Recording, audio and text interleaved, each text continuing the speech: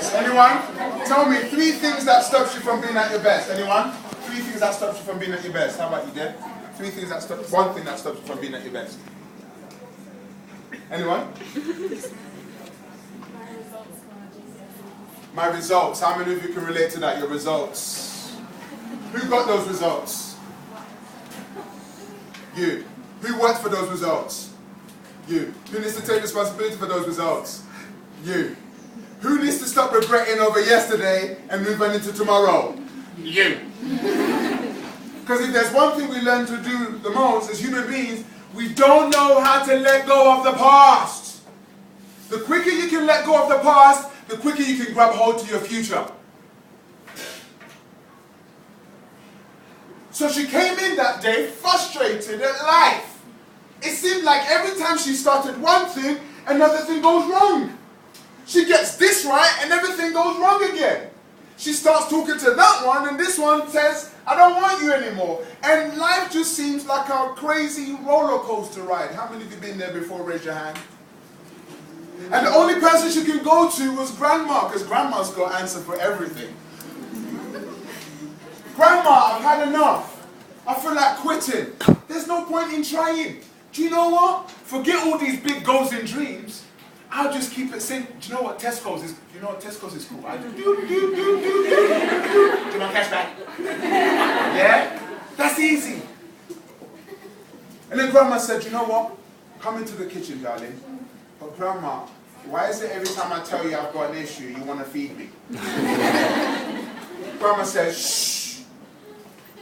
So Grandma went to the kitchen and she filled 3 pots with hot water. How many pots? 3. How many pots? 3. In one pot, she put carrots. In another pot, she put some eggs. And in the third pot, she put some ground coffee bean. She let it boil for about 15 to 20 minutes. Steam flying everywhere.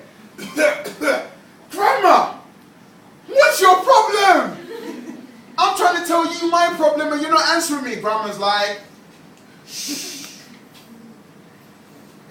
After their steam had died down, she fished out the carrots and put them in a bowl. She got the eggs and put them in a bowl.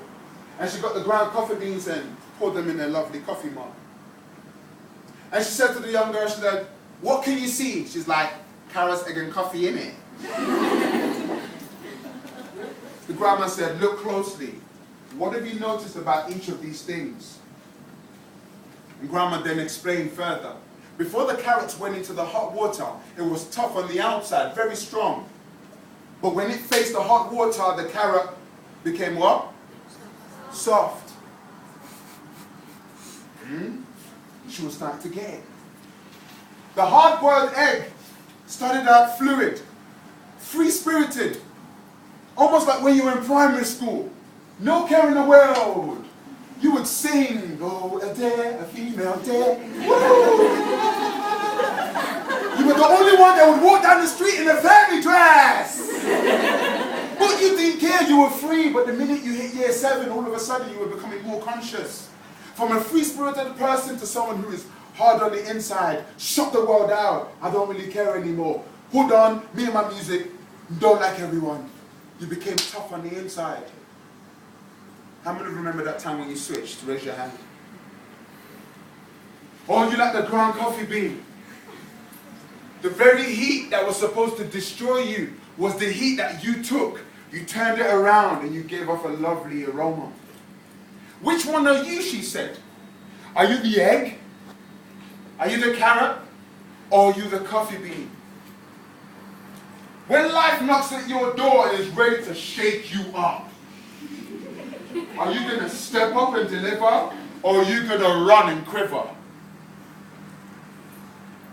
The very same thing that all these 3 went through was the same thing that you're going to go through in life, she said.